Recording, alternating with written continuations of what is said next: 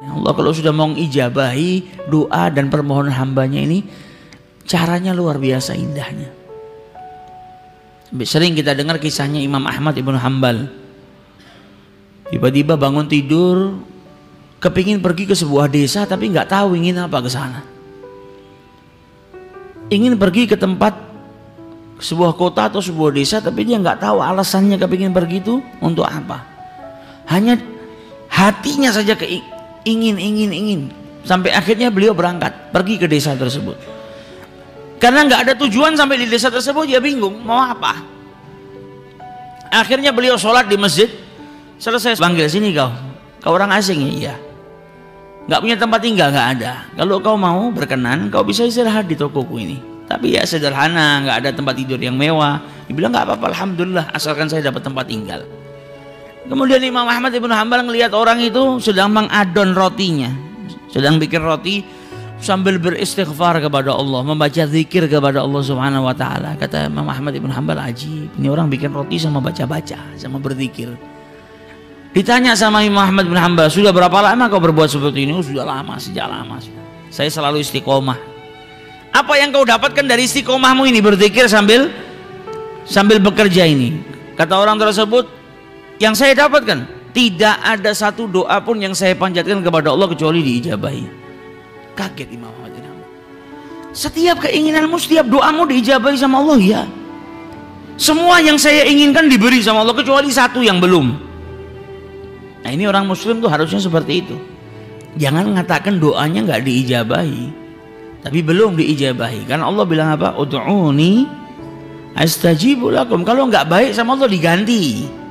Jadi bukan nggak diijabahi, tapi diganti sama Allah Subhanahu wa taala dengan yang lebih baik. Maka Imam Ahmad bin Hanbal bertanya, apa yang belum diijabahi sama Allah Subhanahu wa taala? Apa doa yang kau panjatkan yang belum diberi sama Allah? Dibilang apa? Saya ini sangat cinta kepada Imam Ahmad ibnu Hanbal. Saya kepingin ketemu. Sampai detik ini tapi saya belum ditakdirkan oleh Allah Subhanahu wa taala untuk berjumpa dengan seorang ulama besar yang namanya Imam Ahmad ibnu Hanbal. Imam Ahmad ibnu Hanbal ketika mendengar itu langsung bertakbir, pantas dari kemarin saya ingin datang ke desa ini tapi nggak tahu tujuannya untuk apa. Nggak tahu kenapa hati ini terdorong ingin pergi ke desa ini, nggak ada tujuannya. Ternyata hati saya digerakkan oleh Allah hanya karena Allah mau mengijabahi doanya pembuat roti ini. Ini yang berdoa sama Allah dikasih keistimewaan apa? Gak perlu dia pergi jauh-jauh ke kotanya Ahmad ibnu Hanbal. Gak perlu dia bersusah payah untuk berjumpa dengan Imam Ahmad ibnu Hanbal. Kalau sudah doa seseorang diijabahi sama Allah, Allah punya cara yang istimewa. Imam Ahmad ibnu Hanbalnya dikirim ke tokonya. Ketemu nggak pakai susah. Nah, ini doa kalau sudah kita panjatkan diijabahi sama Allah istimewa. Bahkan beberapa tahun yang lalu ada kisah yang luar biasa mirip seperti kisahnya Imam Ahmad ibnu Hanbal, yaitu seorang dokter di negara Syria, di negara Syam, namanya Dokter Hisham. Dokter Hisham ini dokter yang ahli di bidang tulang atau saraf. Jadi dia paling istimewa di Jazirah Arab. Setiap orang datang dari luar negeri untuk berobat sama si Dokter Hisham ini. Sampai pada suatu saat Dokter Hisham ini mendapatkan undangan seminar tentang ilmu yang dia dalami. Naik pesawat baru terbang beberapa waktu, ada gangguan cuaca yang buruk mengharuskan pesawat itu turun di bandara terdekat. Maka akhirnya dengan terpaksa pesawat itu mendarat di bandara terdekat. Dia tanya sama yang jaga bandara, ini kapan kira-kira pesawat ini bisa diterbangkan lagi? Oh, mungkin bisa makan waktu 9-10 jam, bisa sampai 12 jam. Karena cuaca buruk dan ini bukan bandara komersil yang di situ banyak pesawat mondar-mandir.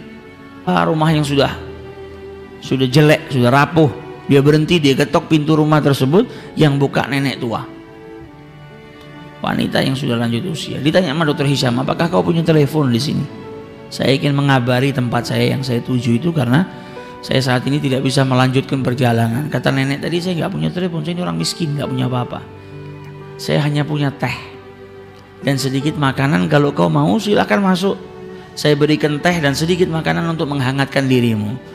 Maka masuk Dokter Hisham, duduk, minum teh, dikasih makanan. Nenek tadi kembali ke kursinya. Kemudian di kursinya dia berzikir kepada Allah, berdoa kepada Allah Subhanahu wa taala. Dilihat sama dokter Hisham, luar biasa ini nenek. Di malam hari dia duduk, dia berdoa kepada Allah. Tanpa dokter Hisham sadari, ternyata di sebelah nenek tadi ada anak kecil yang terbujur kaku. Ditanya sama dokter Hisham, ini anak sebelah kau ini siapa? Oh, ini cucuku. Mana orang tuanya? Orang tuanya sudah meninggal. Bapak ibunya mati sudah, yatim piatu. Ini anak saya yang rawat dari kecil. Ditanya sama dokter Hisham, kenapa anak ini dari tadi saya lihat gak bergerak? Maka dijawab oleh nenek tadi, ya anak saya punya kelainan, ada penyakit di tulangnya atau di sarafnya yang menjadikan sekujur tubuhnya nggak bisa bergerak. Dan kata orang-orang di sini nggak ada yang bisa menyembuhkan penyakit anak saya kecuali dokter terkenal namanya dokter Hisham, ada di negara Syam. Tapi apalah daya, saya orang miskin, nggak punya apa-apa. Untuk pergi ke kota yang dekat saja saya nggak mampu, apalagi naik pesawat ke negara lain ngobatkan cucu saya nggak mampu.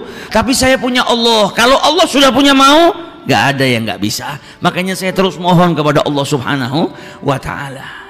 Maka dokter Hisham mendengar ucapan nenek tadi, badannya gemetar. Ya Allah, ternyata pesawat gak bisa melanjutkan perjalanan, turun di bandara darurat. Saya naik mobil pun gak bisa melanjutkan perjalanan, diberhentikan sama Allah di rumah nenek tua ini. Ternyata semua kejadian ini hanya untuk mengabulkan doa nenek tua ini yang tidak pernah berputus asa memohon kepada Allah Subhanahu wa Ta'ala. Jadi semua yang saya lakukan ini ternyata hanya cara Allah untuk mengabulkan doa si nenek tadi. Nah, ini istimewanya orang kalau sudah doa, nggak perlu mikirkan caranya kita orang. Ini nenek nggak perlu ngumpulkan duit, nggak perlu terbang bawa cucunya susah payah, nggak perlu mengikut antri dapat nomor sekian supaya mengobatkan cucunya. Dokter Hishamnya dikirimkan oleh Allah Subhanahu wa Ta'ala ke rumahnya. Maka dari itu jangan putus asa. Kalau kepingin berangkat haji, jangan matematika. Dari mana uangnya? Dari mana uangnya? Minta sama yang punya dunia dan seisinya. Kalau Allah sudah mau menakdirkan kita, ngundang kita, nggak ada yang mustahil. Akan dikirimkan rezeki oleh Allah Subhanahu wa Ta'ala ke rumah kita dan kita pun bisa berangkat menunaikan ibadah haji. Ini yang perlu kita perbanyak. Datang bulan Dzulhijjah, kita lihat banyak orang-orang yang berangkat haji. Kita mohon ya Rabb, sebagaimana engkau peringan, sebagaimana engkau mudahkan mereka berangkat ke rumahmu, ke Baitullahil Haram, maka aku pun memohon dengan permohonan yang sama. Mudahkan langkah ini untuk bisa sampai ke sana, mudahkan langkah ini untuk bisa berziarah ke Baitullahil Haram, untuk bisa berziarah ke makam Rasulullah SAW.